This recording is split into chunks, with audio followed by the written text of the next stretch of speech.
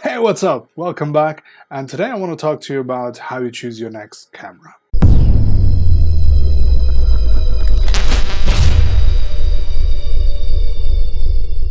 So buying a camera normally is a bit of a hassle, right? You research online for weeks and weeks and weeks, and then you listen to reviews and all the hype, and this camera is the next hot thing, and this is so much better than that one that came out like 3 months ago, and all that stuff, right? And then you narrowed it down to a couple of options, right? So what then? Do you just go with your gut? Do you go with whatever people tell you to? Or is there a better way?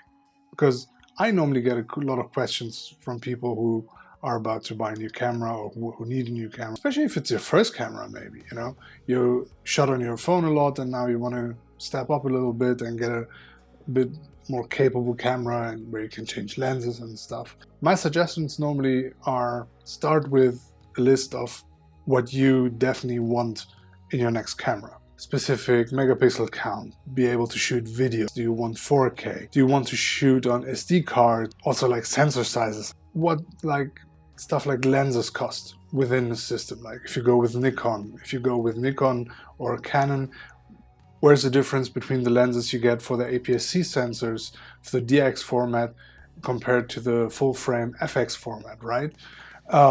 Same goes for Micro Four Thirds. If I get a Olympus, what kind of lenses can I use, blah, blah, all that stuff. And stuff like that, right? Make that list and double check with pages like review pages like DP Review or Cinema 5D or whatever rocks your boat, right? When you figure that out, I would normally suggest go out to a photo store or electronics store where they have all those cameras you're interested in and touch them. Take them in your hand, play around with the knobs and wheels and whatever. The haptics are super, super important in my opinion. It has to feel good in your hand, right? It shouldn't be something that feels awkward all the time, right? If it's something that feels awkward in your hand, or if the camera is too small or too big, you really run into problems at some point, I think, even if it's like unconsciously that something is not right, and then I think that transports also into your photography at some point, or you don't even touch the camera anymore at some point. Next would be check out the menu system.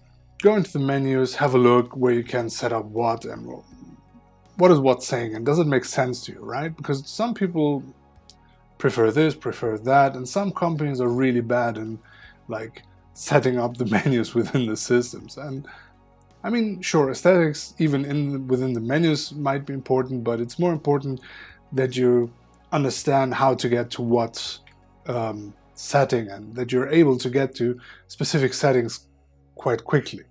Because, I mean, you obviously can learn stuff by heart, how you get there, but if it takes too long, it might get annoying at some point if you, I don't know, want to set up bracketing or whatever it may be.